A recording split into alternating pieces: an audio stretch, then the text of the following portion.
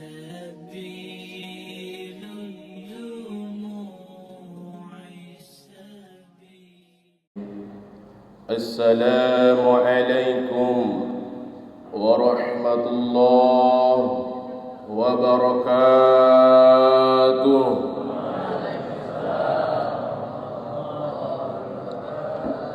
الحمد لله البديع الهادي إلى بيان مهيأ الرشاد، أمد أرباب النهى ورشم شمس البيان في صدور العلماء. أشهد أن لا إله إلا الله وأشهد أن محمدا عبده ورسوله. اللهم صل وسلم على سيدنا محمد وعلى آل سيدنا Muhammad. Bersyukur kita kepada Allah Subhanahu wa taala dengan ucapan alhamdulillahi rabbil alamin. Salawat dan salam kepada Rasulullah sallallahu alaihi wasallam. Allahumma salli wa sallim ala sayyidina Muhammad wa ala ali sayyidina Muhammad. Adapun tema kita pada zuhur ini adalah bertaubat. Jadikan bulan maghfirah. Jadikan Ramadan ini sebagai bulan pengampunan. Allah Subhanahu wa taala menciptakan kita ke dunia ini dalam keadaan fitrah atau suci. Sebagaimana Nabi Muhammad sallallahu alaihi wasallam mengatakan, kullu mauludin yuladu 'alal fitrah. Setiap yang terlahir itu dalam keadaan suci, sekalipun yang lahir itu dari seorang pendosa, sekalipun yang lahir itu dengan cara berbuat dosa. Namun anak yang lahir itu sepakat bahwa suci daripada dosa. Begitu kita hidup ke dunia ini, tentu ada tantangan, ada ujian hidup, ada cobaan hidup, ada hawa nafsu yang cenderung membawa kita kepada keburukan. Ada juga syaitan yang melalaikan kita kepada Allah Subhanahu wa taala, sehingga kita jatuh kepada maksiat, jatuh kepada dosa, dosa mata, dosa telinga, dosa hati, dosa tangan, dosa kaki. Berbeda-beda mungkin dosa yang kita lakukan. Namun setiap kita jatuh kepada dosa itu, Allah Subhanahu wa taala memberikan peluang kepada kita agar dapat diampuni oleh Allah Subhanahu wa taala.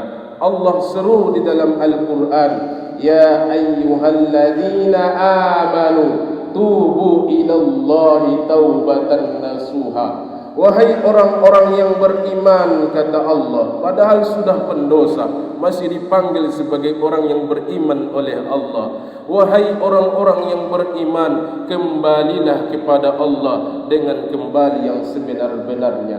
Taba, tubu, bisa diartikan kembali. Berarti orang yang berbuat dosa, orang yang jatuh kepada maksiat, dianggap lari atau menjauh dari Allah Subhanahu wa taala. Sehingga Allah seru, kembalilah.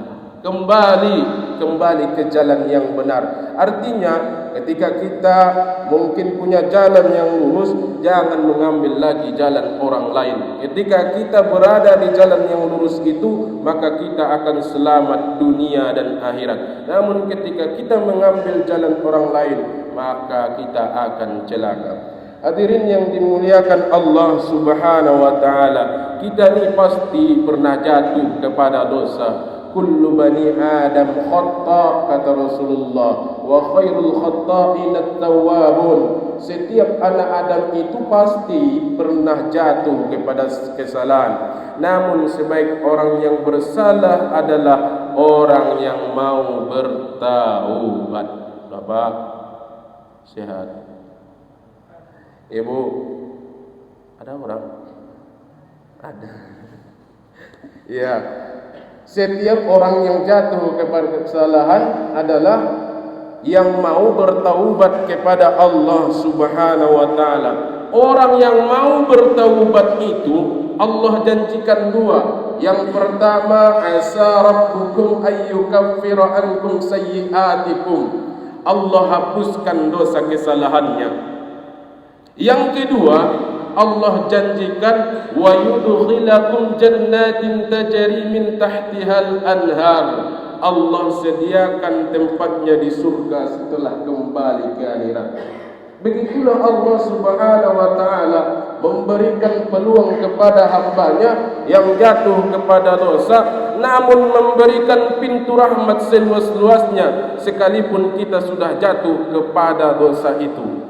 Maka dengan itu optimis, apalagi ini bulan Ramadan, bulan pengampunan. Allah bukakan pintu rahmatnya, Allah bukakan pintu pengampunannya agar kita mendekati oleh Allah Subhanahu wa ta'ala.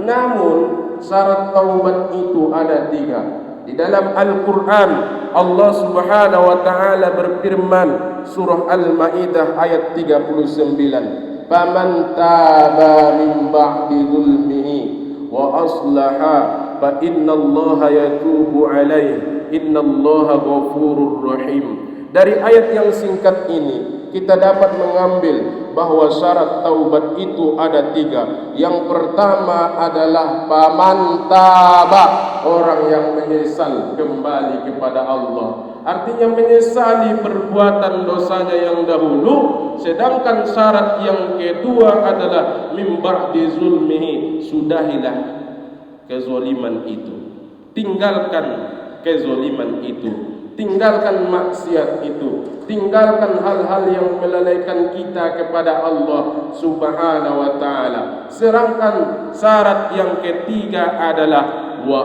aslaha, perbaiki diri. Perbaiki diri tentu perlu kita berguru lagi, mendekati, mengikuti kajian-kajian untuk memperbaiki diri. Kalau sudah memenuhi 3 syarat ini, kata Allah, fa innallaha yatubu alaihi, Allah itu pasti menerima taubatnya. Kenapa? Alasannya apa? Innallaha ghafurur rahim, sesungguhnya Allah itu Maha Pengampun lagi Maha Pengasih.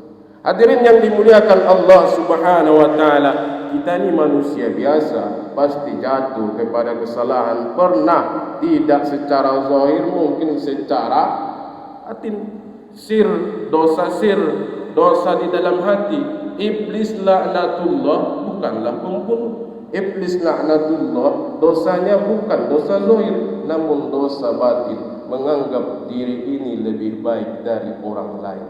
Penyebab hanya dosa sir yang tersembunyi menyebabkan iblis laknatullah dikeluarkan dari surga dan tidak ada harapan lagi untuk masuk ke dalam surga. Hadirin yang dimuliakan Allah, Rasulullah sallallahu alaihi wasallam mengatakan, ya ayyuhan nas tubu ila Allahi taubatan nasuha fa inni atubu ila Allah fil yawmi atamarra.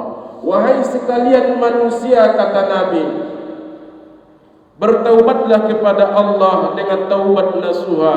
Maka sesungguhnya saya sekalipun Nabi masih bertaubat kepada Allah Subhanahu wa ta'ala 100 kali dalam sehari. Kenapa Rasulullah menyebutkan wahai manusia, padahal ayat yang tadi menyebutkan wahai orang yang beriman?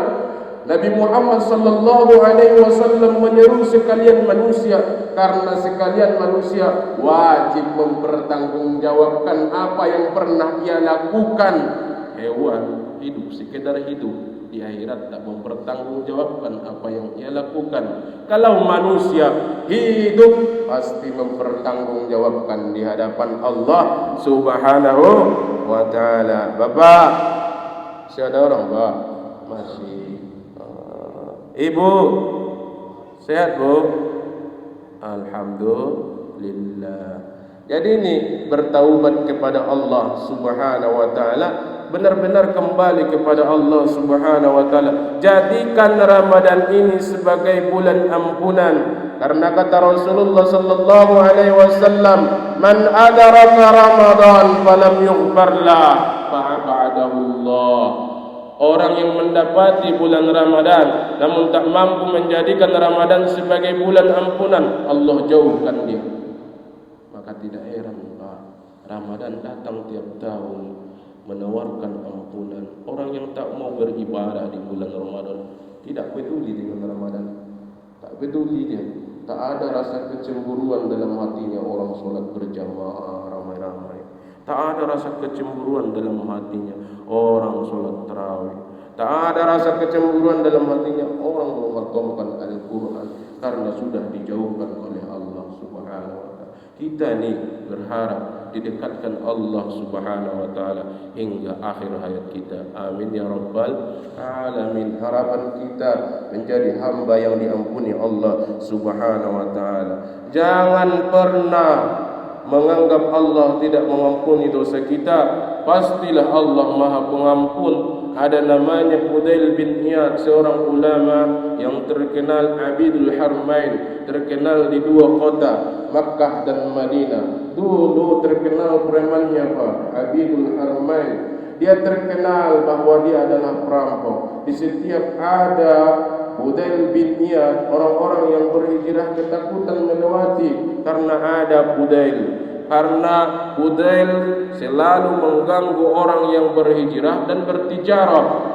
Maka pada suatu malam Fudail bin Iyad dengan kesunyian malam, ia teringat dengan seorang yang ia inginkan, wanita yang ia cintai. Lalu dia menemui rumah itu dan memanjat pagar. Di tengah kesucian malam itu, ia mendengarkan satu ayat Al-Quran dibacakan oleh wanita yang ia inginkan itu. Alam ya'ni lilladzina amanu an takhsha'a qulubuhum li dzikrillah. Kapan lagi waktunya, kata Allah, orang yang mengaku beriman hatinya khusyuk untuk mengingat Allah Subhanahu wa Ta'ala. Mendengar ayat itu mengingatkan dia, kita ini beriman kepada Allah. Kapan lagi waktunya kita khusyuk untuk mengingat Allah Subhanahu wa Ta'ala. Bapak Ibu yang dimuliakan Allah Subhanahu wa Ta'ala, hubungan kita ni dua, habalun minallah wa habalun minannas. Habalun minallah kita baik, Allah perintahkan kita salat, kita salat. Allah perintahkan kita puasa, kita puasa. Allah perintahkan kita berzakat, kita berzakat. Allah perintahkan kita mencari rezeki yang halal, kita mencari rezeki yang halal. Bagaimana perintah Allah kita laksanakan. Allah suruh kita meninggalkan larangannya, kita tinggalkan. Hubungan kita dengan Allah baik. Sekarang hubungan kita dengan manusia, bertaubat kepada Allah untuk menyelesaikan hubungan dengan Allah. Namun kepada manusia pentinglah kita meminta maaf. Bila disuruh untuk membayar hutang kembali, bayarlah. Kalau disuruh kita untuk diadili, ikuti pengadilannya agar selesai di dunia, di akhirat kita selamat. Menjadi pemaaf dan mau memaafkan. Ketahuilah bahwa orang yang mau memberi maaf lebih mulia daripada menunggu orang meminta maaf. Berikan maaf terlebih dahulu, itu lebih mulia. Jadi hadirin yang dimuliakan Allah Subhanahu wa Ta'ala, inilah kajian kita pada zuhur ini. Mudah-mudahan Allah Subhanahu wa Ta'ala tunjuk kita dan menjadikan kita sebagai insan yang bertakwa, menjadi akhir hayatnya husnul khatimah. Amin ya rabbal alamin. Wabillahi taufiq wal hidayah. Assalamualaikum warahmatullahi wabarakatuh.